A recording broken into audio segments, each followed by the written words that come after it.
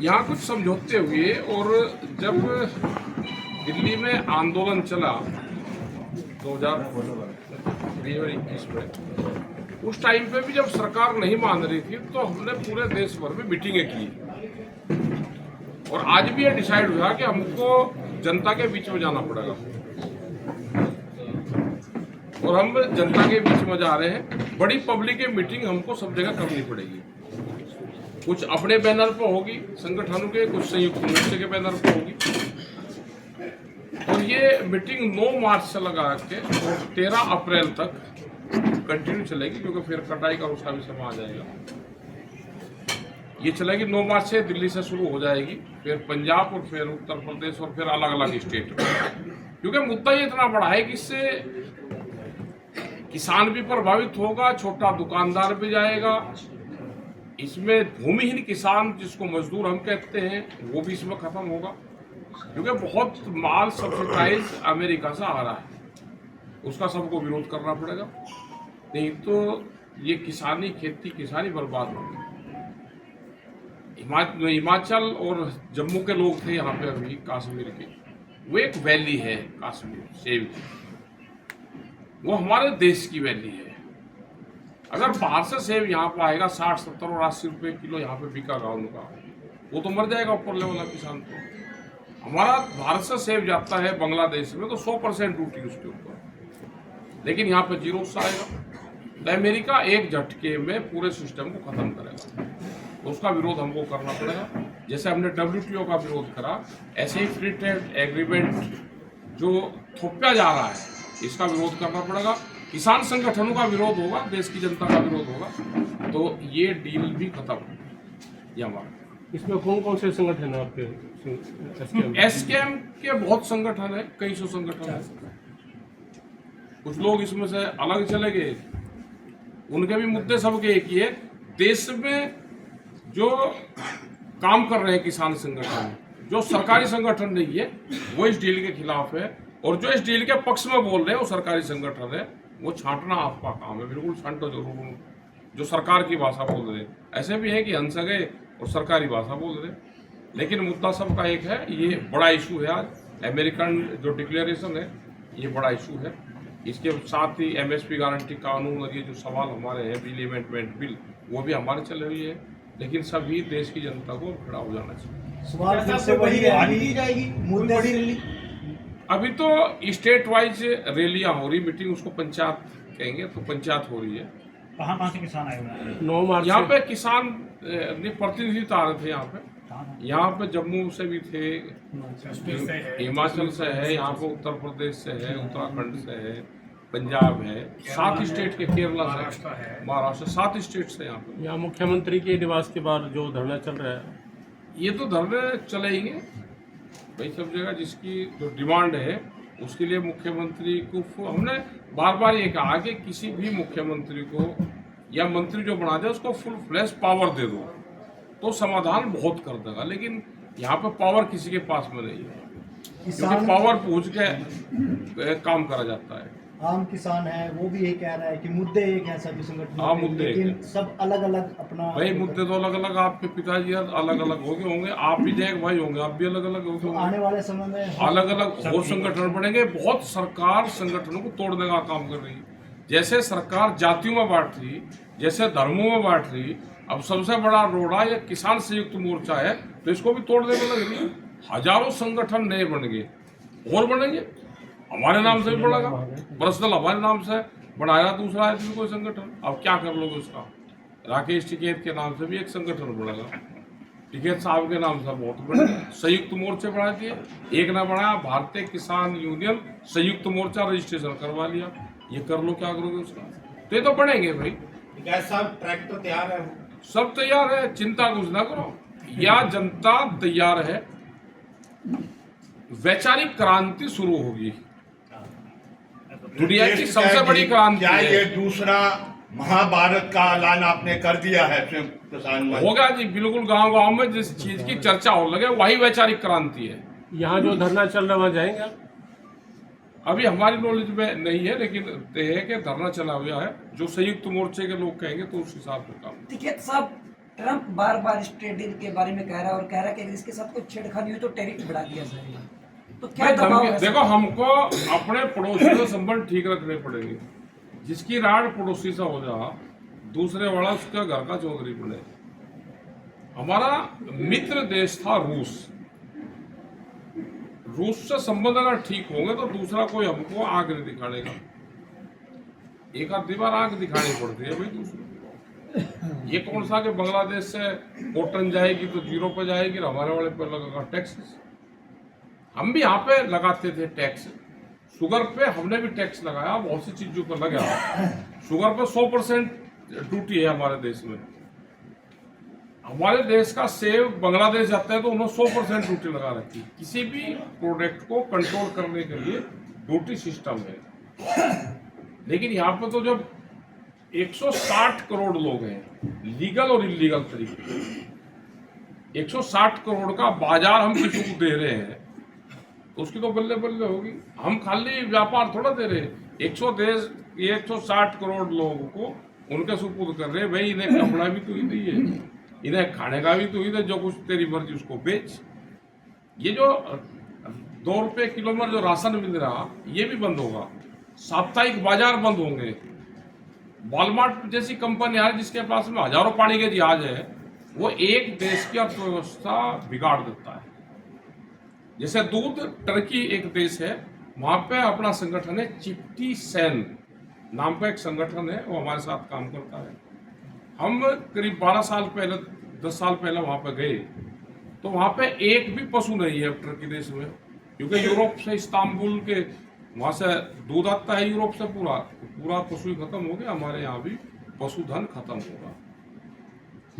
टिकैत साहब, कुछ किसान नेता कह रहे हैं कि मोदी का नाम एक्सचेंज फाइल में है, इसी के दबाव में ये क्या कुछ किया पता जा रहा क्या है। वो आपको क्या लगता है इस मामले में? वहां पे होगा, नाम तो है वहां पे, लेकिन ये वहां इंजेक्शन लगवाने जाते थे। सेक्सुअल इशू नहीं था वहां पे। जो बच्चों के साथ में कहते थे वो सेक्सुअल इशू नहीं था। एक नई रिसर्च दुनिया में आई, उन बच्चों को डराते थे। जब वे डरते थे तो एक किस्म से शरीर से केमिकल रिलीज होता था। जब वे डरते थे बहुत, उनसे इंजेक्शन लगा निकालते थे और वो ब्लड चढ़वाते थे। ये एक नई रिसर्च आ रही है।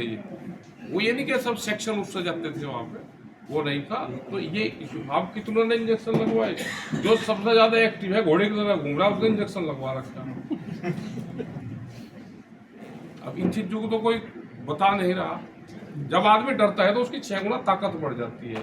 एक बॉडी से केमिकल रिलीज होता है, तो उस टाइम पे वो निकालते थे और वो चढ़वाते थे। अब कितनी सच्चाई है भाई ये तो पता करना। स्टेप फाइल है जरूर, कुछ ना कुछ घपलाबाजी है जरूर। तो क्या लगता है ये इसी दबाव में ये ट्रेंड नहीं, ऐसा तो नहीं होता, नहीं हम कह सकते। तो वैसे डरा धमकाया, क्योंकि संबंध हमारे पड़ोसी से खराब है तो इसलिए धमकाया। पड़ोसी से ठीक कर लो, बिल्कुल ठीक होगा। मेरे सभी पत्रकार साथियों, संयुक्त किसान मोर्चा की तरफ से आप सबको बहुत बहुत धन्यवाद। यहाँ पर आप आए।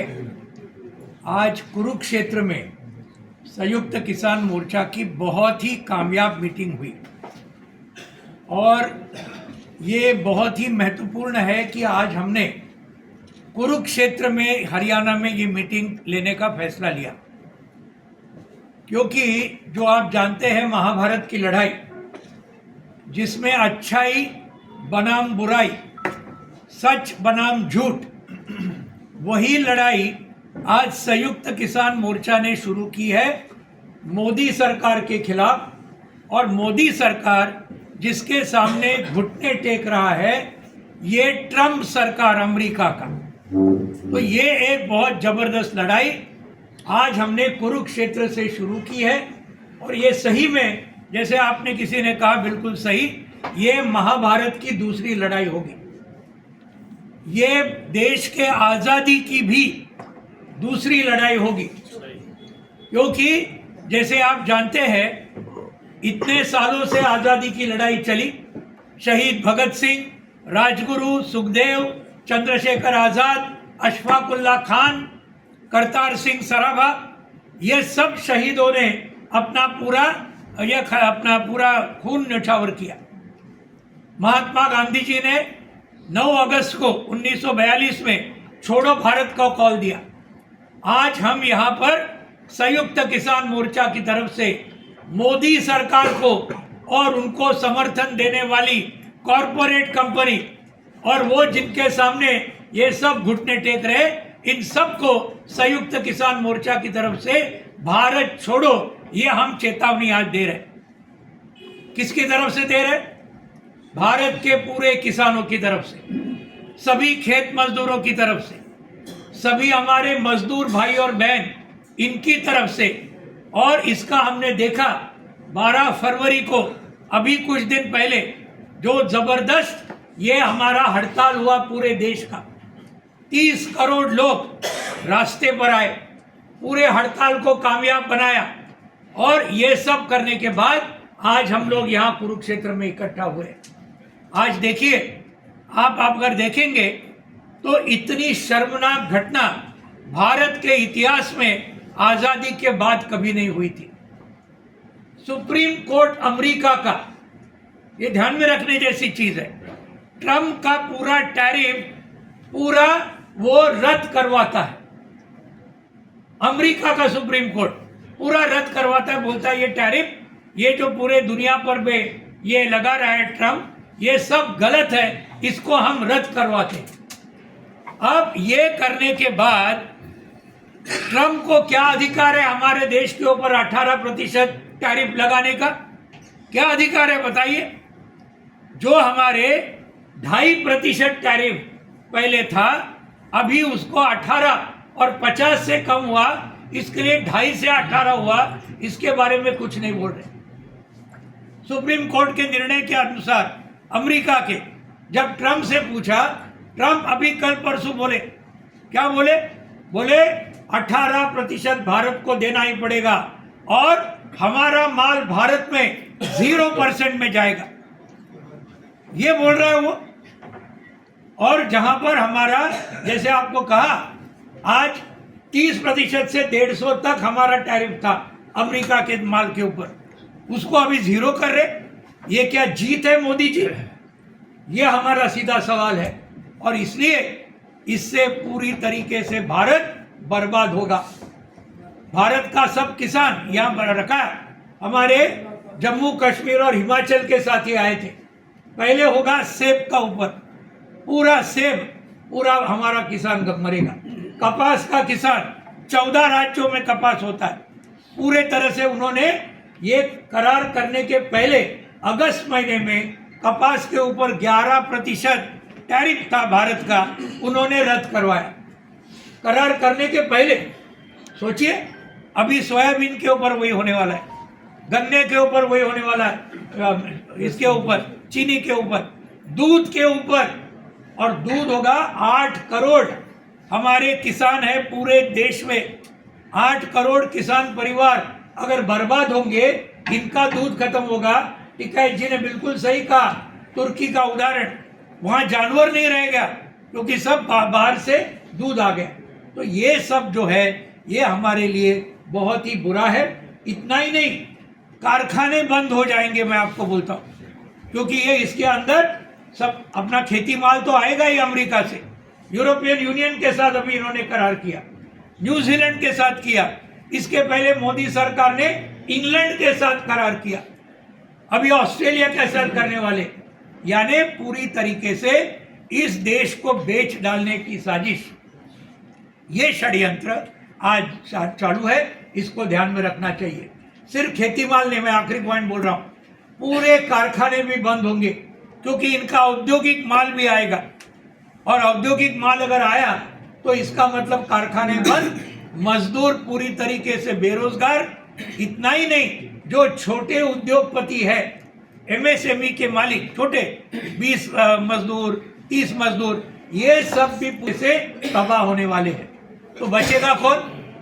बचेगा सिर्फ इनके बड़े कॉरपोरेट, बचेंगे सिर्फ आरएसएस के लोग, यही बचेंगे और कोई नहीं बचेगा। इसलिए हमारा कहना है, हम सब आज जो इकट्ठा आए हैं, हमारा कहना है बहुत बड़ा संघर्ष होगा। और ये पीयूष गोयल का हमने ऑलरेडी इस्तीफा मांगा है। हरदीप पुरी, वो देखो एप्स्टाइन फाइल आपने पूछा, उसके अंदर उनका नाम है, अनिल अंबानी का नाम है, ये सब है, ये ध्यान में रखना चाहिए। तो इसलिए आज 9 मार्च से हमारी लड़ाई शुरू होगी जंतर मंतर से। पार्लियामेंट का पहला दिन है, उस दिन हमारी लड़ाई शुरू होगी जंतर मंतर दिल्ली। 10 मार्च से पंजाब में जबरदस्त महापंचायत होगी। लाखों किसान, इनकी पहली महापंचायत पंजाब से होगी। हमें पूरा नाज है। बरनाला में बहुत जबरदस्त 10 मार्च को, 9 मार्च नहीं 10 मार्च, 9 मार्च को जंतर मंतर दिल्ली, किसान मजदूर पार्लियामेंट। हाँ, किसान मजदूर पार्लियामेंट होगा ये दिल्ली के अंदर, जिसमें मजदूर संगठन होंगे, किसान संगठन, खेत मजदूर संगठन। और फिर 10 मार्च से लेकर जलियांवाला बाग दिन 13 अप्रैल तब तक पूरे देश भर में जबरदस्त महापंचायतें हमारी होगी। आपको याद होगा 20-21 के 1 साल और 15 दिन के आंदोलन में 13 अप्रैल, वही तो मैं बोला, 13 अप्रैल तब तक 10 मार्च से लेकर 13 अप्रैल बहुत बड़ी महापंचायतें होंगी। और इसके चलते एक जागृति बड़े पैमाने पर की जाएगी। जिस सवाल पर सबसे ज़्यादा चर्चा हुई है वो है अमेरिका के साथ जो सरकार का तथाकथित समझौता है।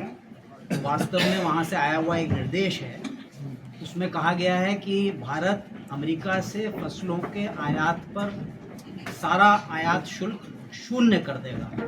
अब तक हम लोग केवल 30% से 150% तक, यानी औसत 37% आयात शुल्क दे रहे थे, इसको हम घटा के शून्य कर देंगे। दूसरा कहा गया है कि अमेरिका जो है हमारे आयात निर्यातों पर 18% कर देगा।